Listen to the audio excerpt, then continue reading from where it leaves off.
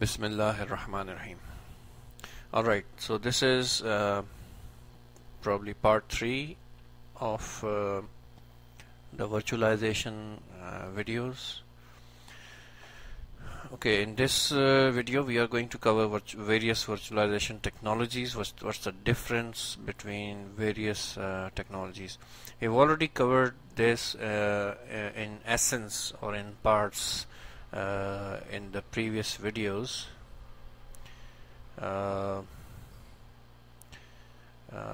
However, I'll just cover it again. Emulation based full virtualization. This has been probably the oldest method available to us in recent history.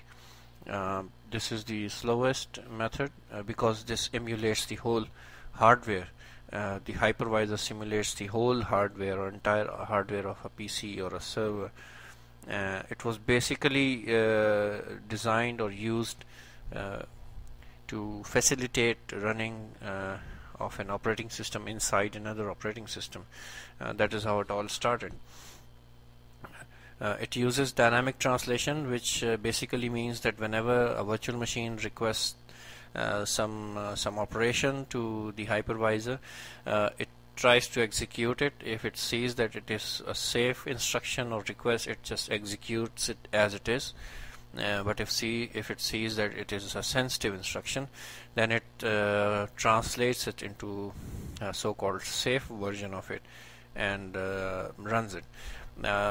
Sometimes the hypervisors are intelligent enough that they cache the so-called cache the frequently used sensitive requests, so that they don't need to recompile, or they don't need to retranslate again and again. And this was in fact the basic technique used by VMware, such as VMware Workstation and VMware Server or GSX Server, which we knew. Remember that both VMware Workstation and GSX or simply Server are run on a base OS. Alright, another benefit of full emulation is, of course, we have discussed this, that multiple processor architectures can be emulated, and thus different applications can be run within these hypervisors. So examples are QEMU or QEMU and Box. Then we cover this native hardware-based hardware, or in other words, hardware-assisted full virtualization. This basically involves the recently available Intel or AMD processor hardware acceleration extensions. The hardware, the hypervisor runs on the hardware directly, and the virtual machines, they pass their code to the hypervisor, and the hypervisor runs it directly on the hardware.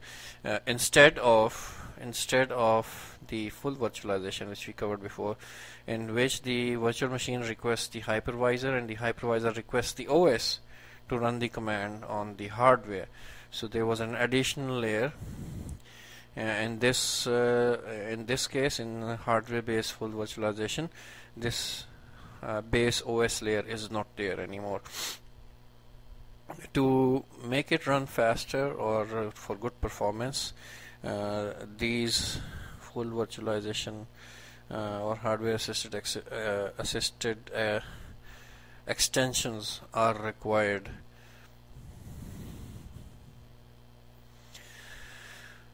Alright, so the sensitive instructions, when they arrive, the hypervisor basically runs all instructions as it is, except for a very few sensitive instructions, which it converts on the fly to a safe version or safe equivalent before passing it on to the CPU of the physical host. And to do this, these instructions are executed. All sensitive instructions are passed to this instruction set architecture, or CPUs, one of the CPUs section, which is ISS section, where these instructions are defined as privileged. Okay, so KVM, kernel based virtualization machine, and VMware ESX, these are the hardware assisted full virtualization technologies. Paravirtualization is also known as cooperative virtualization, which this is what we have covered in length and still covering and will keep covering in this whole video. This is because we are mainly concentrating on XEN, and it works even if the newer processor full hardware acceleration features are not available on the processor, such as Intel VT and AMD V. Even if they don't exist, the virtualization or paravirtualization works. And of course we are talking about XEN here.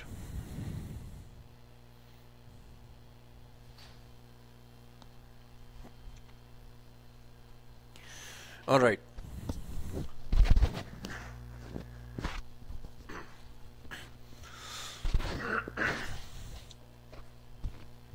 So in paravirtualization, basically everybody knows, by everybody I mean all virtual machines, they know that they are running in a virtual hardware or virtual environment. They are not fooled into thinking that they have full control of some imaginary PC to themselves. So such virtual machines, if they have to run on XEN, they need to be running the kernel XEN instead of normal kernel. And normally these kind of virtual machines means only Linux at the moment, and a couple of its breed operating systems are supported to be run as paravirtual operating systems or paravirtual OS or guest OS. Windows cannot be run as a paravirtualized guest. However, there are people who have done this, but that's not supposed to be for production. That's maybe you can call it a hack. Anyway, so in paravirtual machines, the virtual machines, they boot up kernel XEN instead of the normal kernel. The physical host also runs kernel XEN instead of normal kernel. Now the kernel, of course, it needs an OS to boot from. So the main OS, which includes this kernel XEN, is called as domain 0, base OS or domain 0, which in fact then runs under kernel XEN, which it boots first. Then whatever virtual machines are created next, they are all referred to as domain use or domain users or guests in short. The benefit is that since all virtual machines know that they are not running in a virtual hardware, they know that they are running in a real hardware, therefore they run on the full speed available of the CPU. This brings it a lot of power and a lot of performance benefit, because no instruction or request has to be translated into some processor, some specific CPU, etc. So separate tapping, trapping, translation are not required. However, there are still some sensitive instructions which need to be translated, but their number is very, very low. By using kernel XEN, basically even those sensitive instructions are passed in a safe way, because as I just mentioned, the virtual machines are also running kernel XEN. So and in kernel XEN the sensitive instructions are defined in a proper way. So the instruction from the VM initially is sent in a predefined safe format which the kernel Xen of the physical host receives and executes properly. It's mentioned somewhere here that there are X number of hypercalls. The Xen hypervisor interacts with the OS running under its control, and very few interfaces, also you can call them APIs, but technically they are called hypercalls. So there are like 50 hypercalls only for kernel Xen, and that's about 1/6 of the number, which is the number of hypercalls or sensitive calls in general Linux kernel. So it's a very well defined, very limited interface. You can say that the VMs send their instructions only through these 50 defined interfaces or hypercalls, and the Xen hypervisor executes those hypercalls based on the scheduling mechanism it uses. Normally the hypercalls are asynchronous in nature. That means the hypervisor decides when to run them, and they don't block each other. Alright, we have already covered this domain 0, guest domain. I have a couple of slides downloaded from internet, and they are I checked their license as well. It's safe to use them. For example, this one. Yes, this one, I believe. Oops. Okay.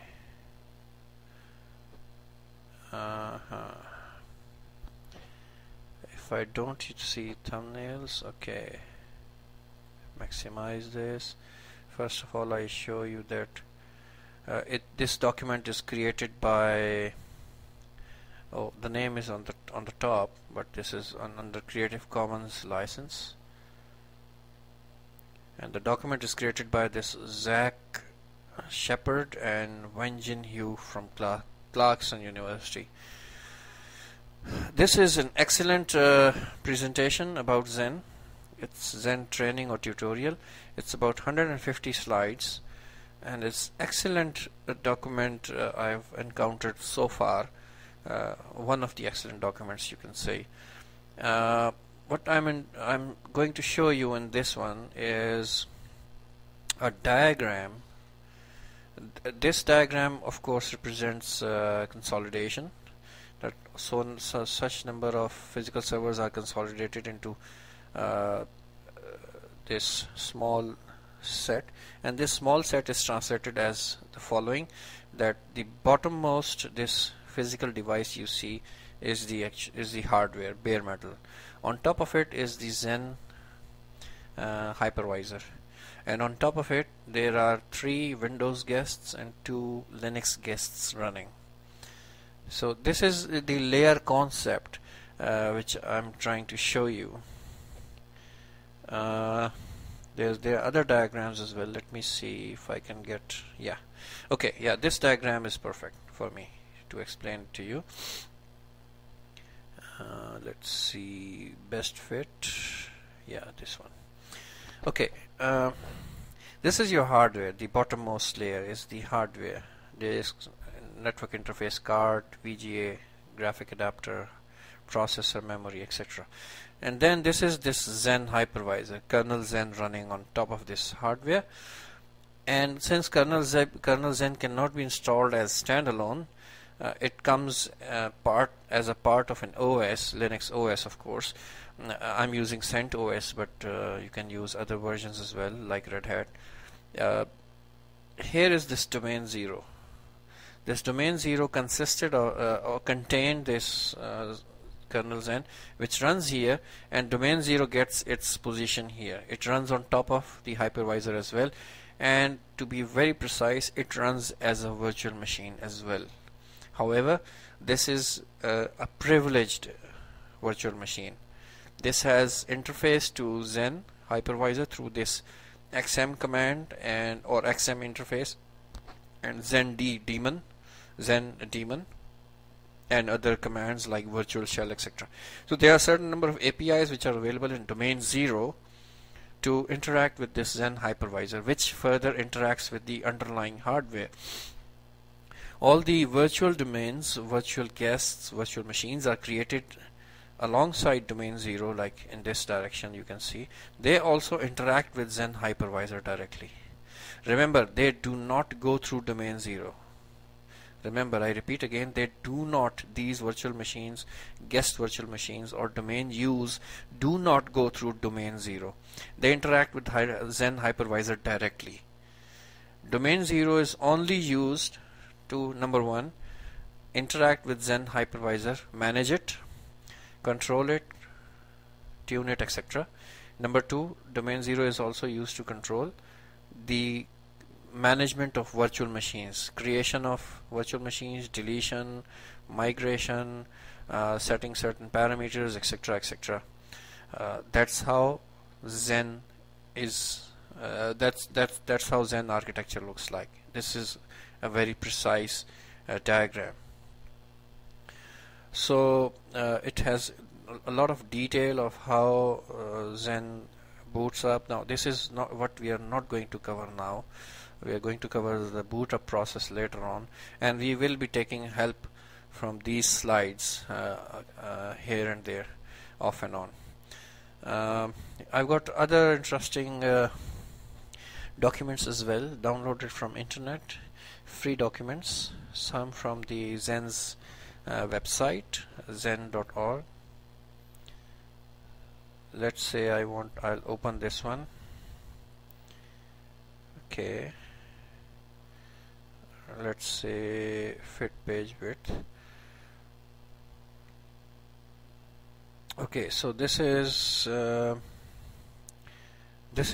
again another depiction of how Zen works. This is the same diagram basically, just different colors, different symbols. This is your hardware in red color, and this is Zen hypervisor, the kernel Zen, which runs here, which is part of domain 0, but domain 0 runs as a virtual machine. Again, it's a privileged virtual machine. It has all the access to Zen hypervisor, and it has all the access to other virtual machines. And these virtual machines are also run, these guest virtual machines are also run on top of Zen hypervisor, and you can have Linux, Windows, etc. Alright, so this is an excellent brief document about Zen from zen.org.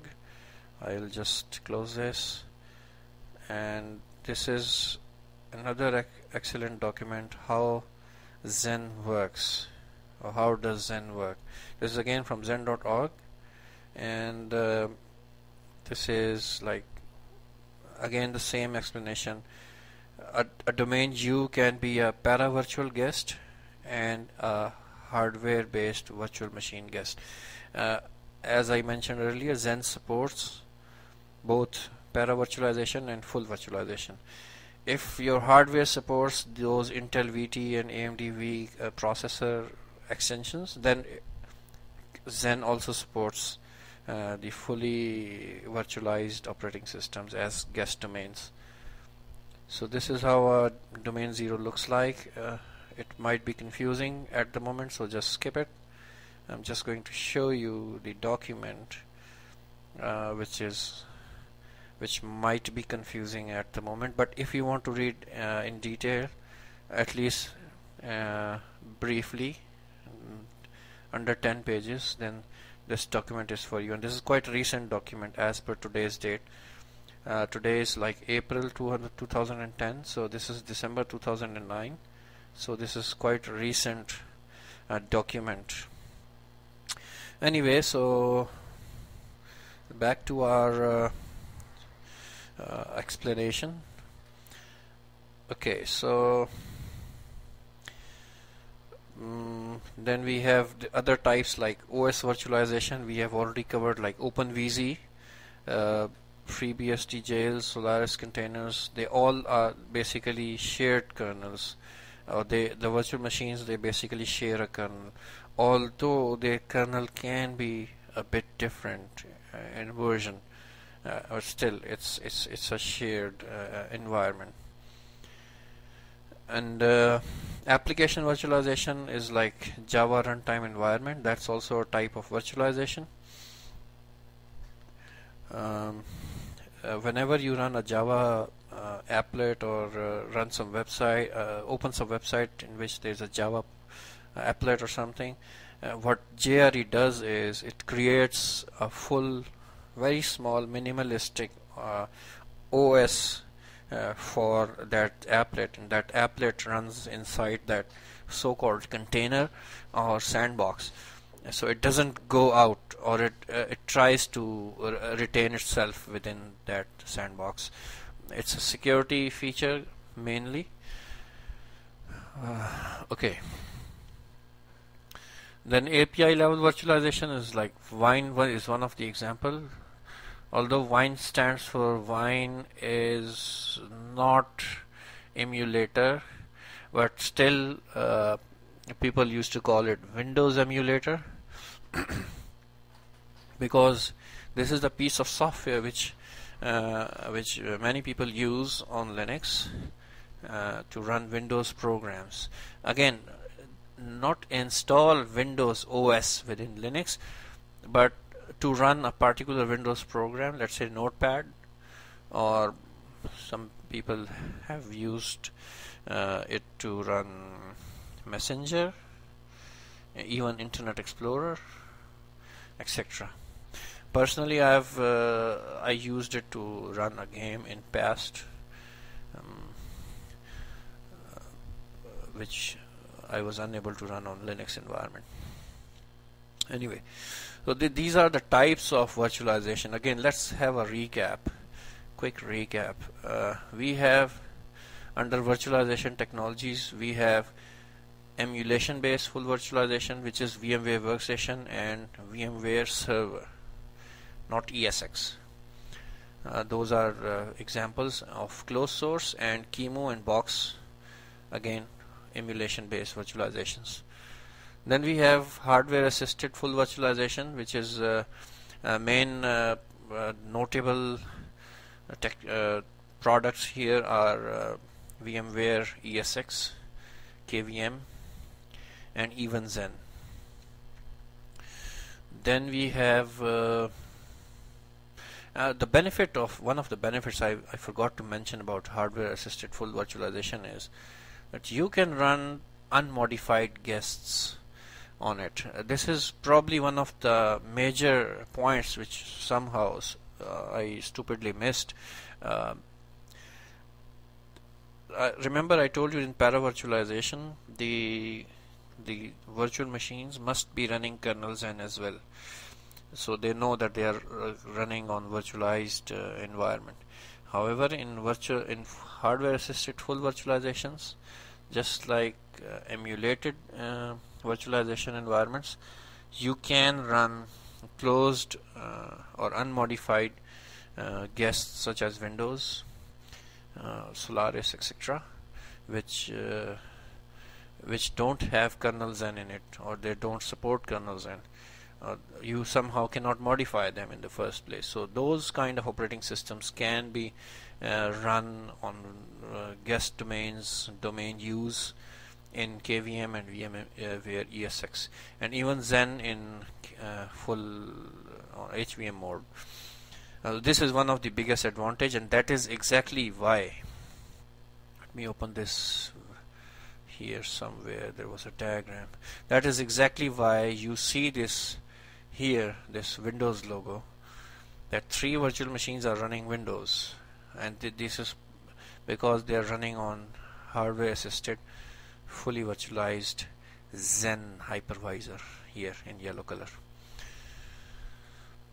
Okay, so one of the technologies, again I drifted off the topic. Virtualization technologies, we have emulation based full virtualization, we have hardware assisted full virtualization, we have Paravirtualization, which is XEN mainly, we have OS virtualization, which is OpenVZ, Parallels, etc. We have application virtualization.